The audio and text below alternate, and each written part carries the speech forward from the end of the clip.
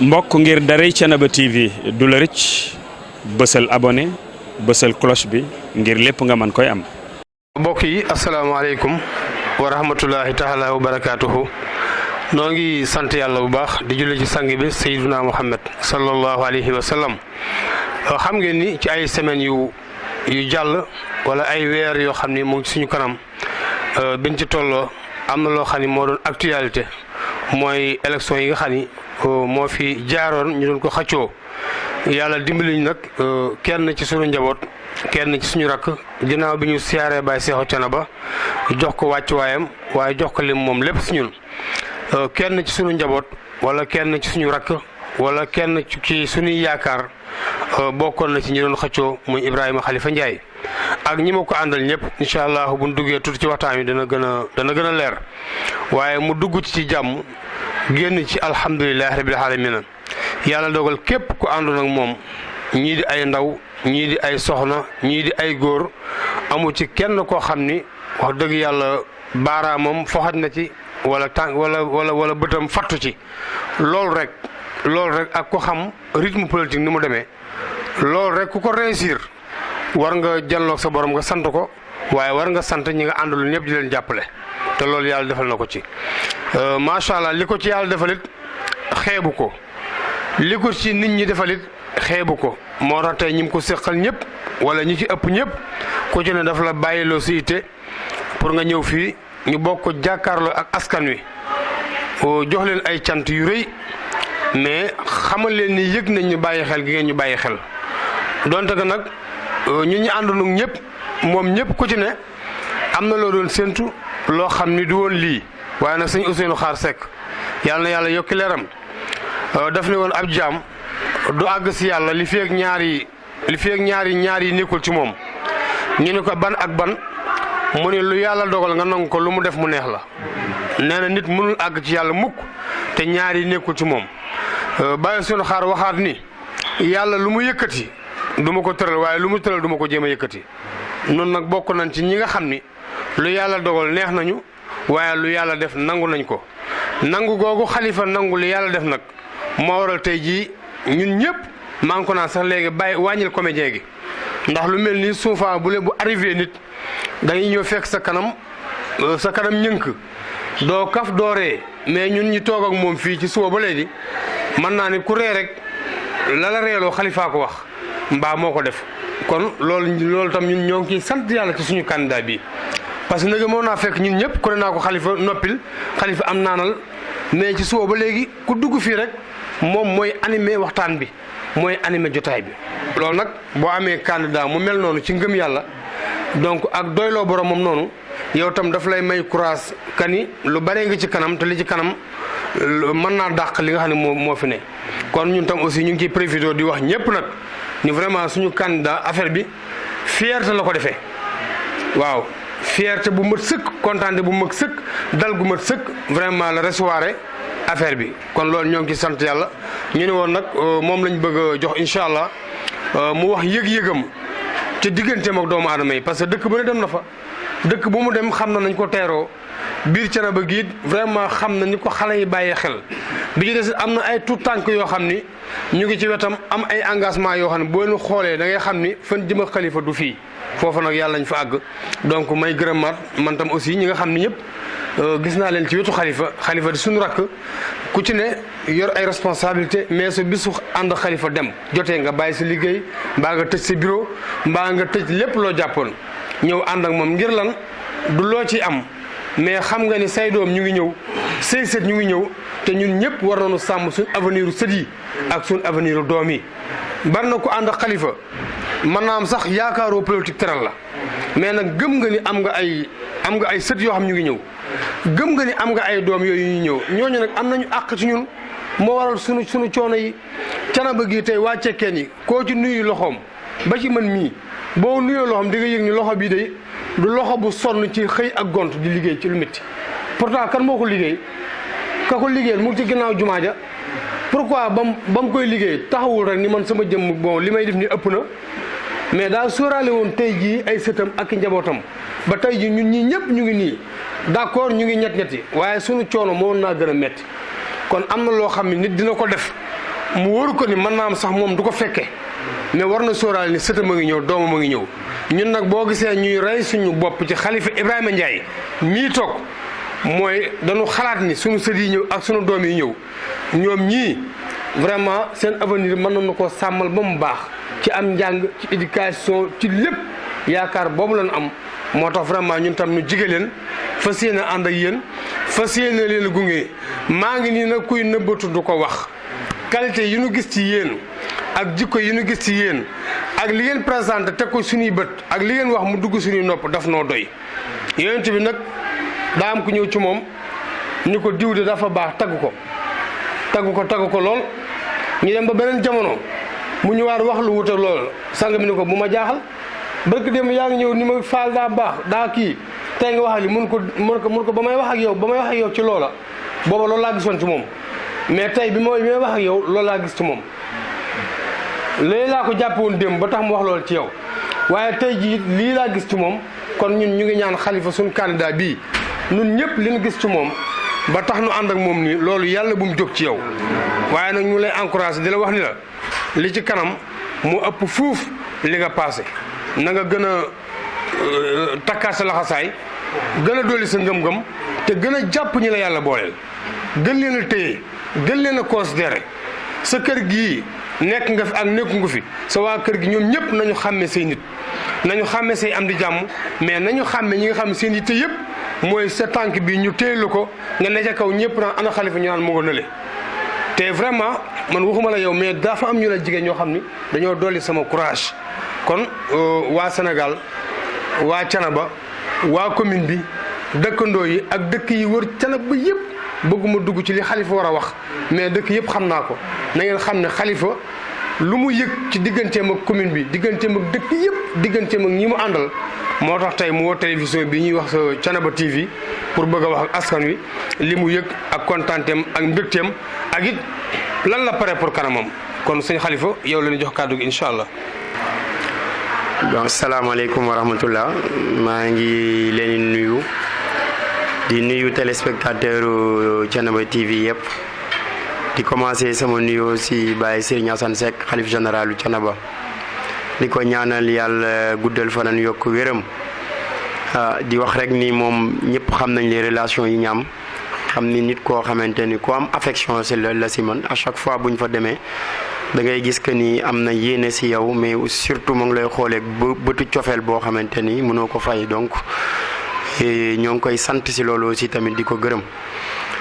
di commencer sama kàddu pour wax leen rek li nga xamante ni xew na fi ces derniers 15 jours muy la campagne électorale mënuma see dugg nag sans pour autant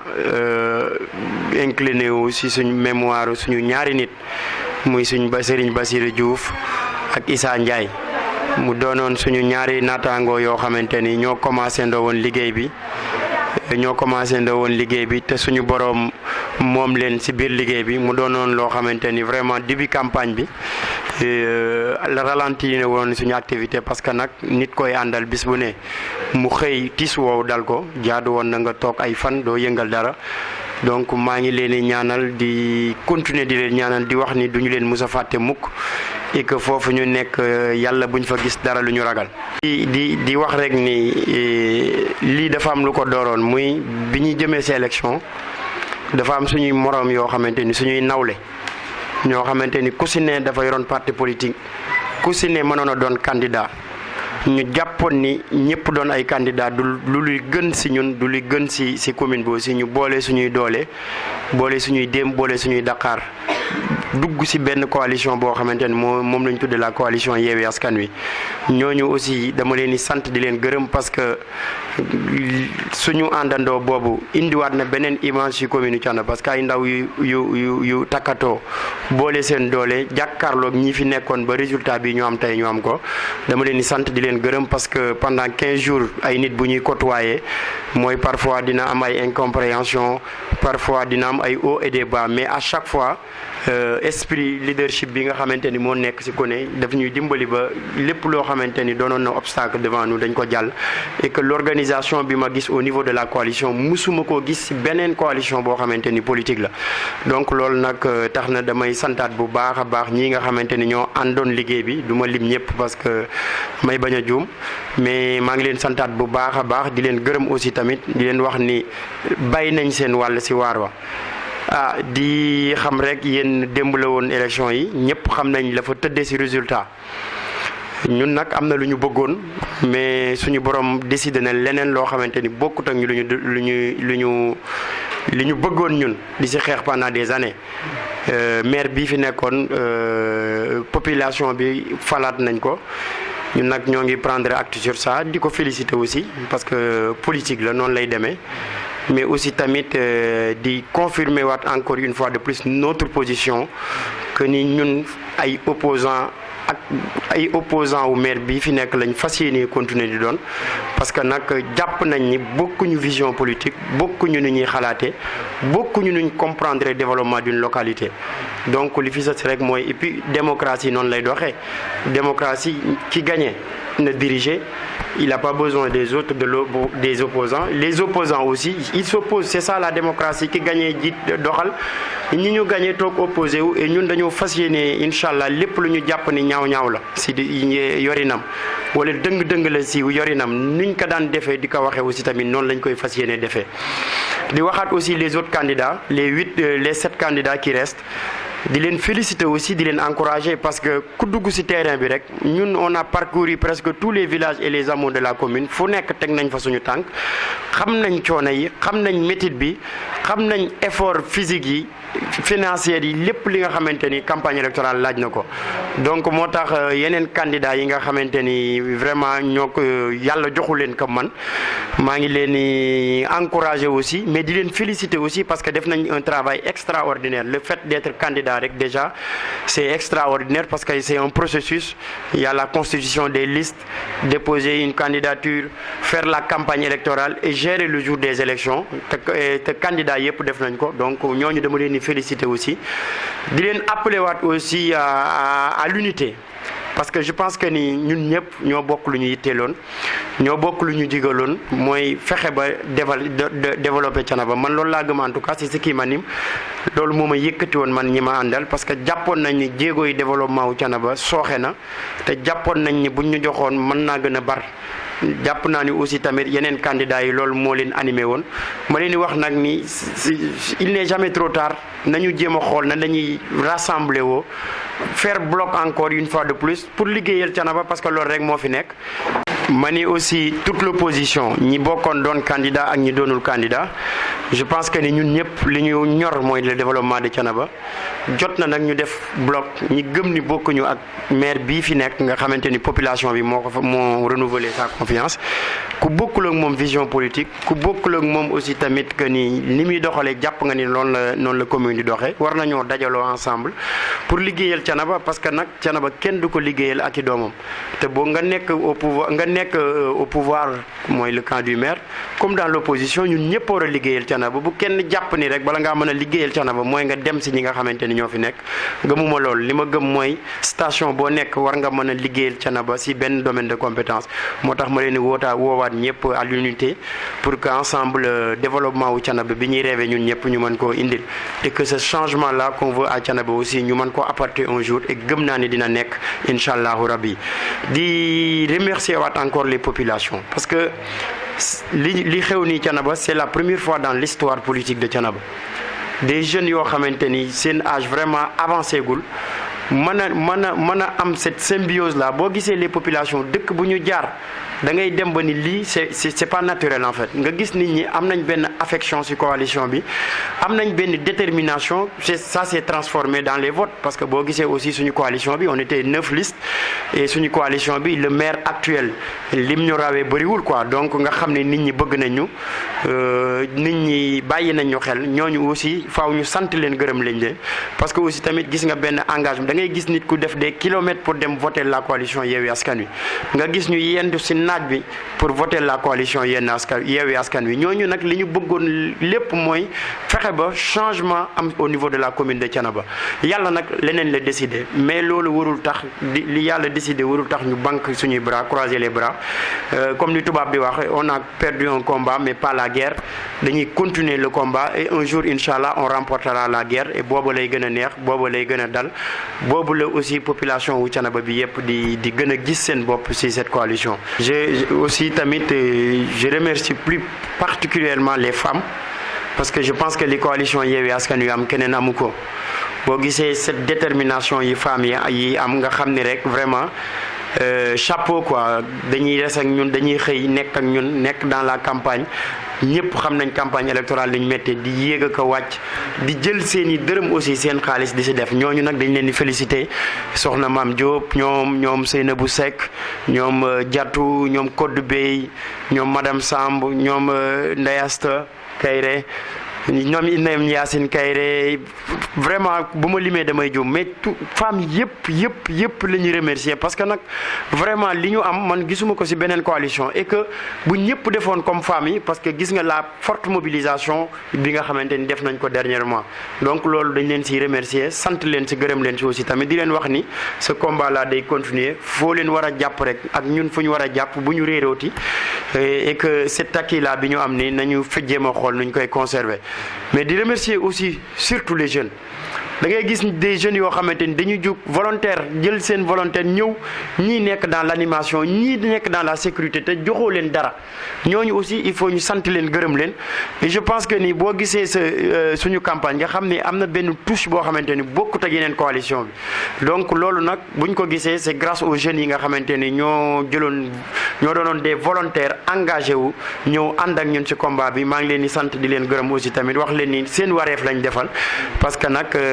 développement wu commune bi fu ne mën nga faa jàppee on était une équipe ku ne jàpp fenn pour que ensemble li ñu bëggoon mooy fexe ba changement am à la tête de cette commune là loolu daal laa bëggoon a dolli di waxaat daal ni en tout cas combat bi ñu commencé woon ñu gëmoon tey la gën a taxaw lu ñu doon def benn avant les élections tey dinañ ko def fukk parce que nag li ñu booleeg Thiénaba du élection li ñu booleeg Thiénaba moo ëpp doole élection yàgg naa ko wax man ak waa coalition Yewwi Askan bi ma àndal yépp bu ñu demee élection suñu borom mooy joxe li ñu waroon a def nañ ko yaafu suñu ci benn côté bu dee campagne bi déposer liste yi lépp lu ñu mënoon def nañ ko pour déposer nos listes bu dee campagne électorale bi aussi tamit lépp lu mu laajoon def nañ ko ci bu dee jour vote bi aussi tamit toute la mobilisation bi mooy soxla woon def nañ ko ci li ci des nag suñu borom la et que moom mooy décider et lépp dama gëm ni suñu borom lépp lu mu décider rek moo gën ci jàmm bi et que lii mu ñu tegal moo gën ci ñun moo gën ci la coalition Yewwi Askan Wi mais nag lii dafa doon source de motivation encore du tax ñu tayel du tax ñu démissionner parce que gëm naa ni lii daf ñu war a gën a renforcer parce que boo gisee les résultats ni mu demee nga xam ni population bi yanaat nañu jox nañu une lourde responsabilité boo xamante ni il faut que ñu assumer ko ni ñu koy assumer nag mooy ñu bañ leen a décevoir fexe ba continuer teg suñu tànk ci yoonu dëgg fexe ba continuer teg suñu tànk ci li nga xamante ni mooy développement de la commune de Thiénaba incha allah donc maa ngi santaan ñëpp di gërëm ñëpp di wax salaamaaleykum wa rahmatullah. Thiénaba TV à votre disposition pour la couverture de vos événements, pour la couverture médiatique des grands événements. Thiénaba TV avec vous avant, pendant et après.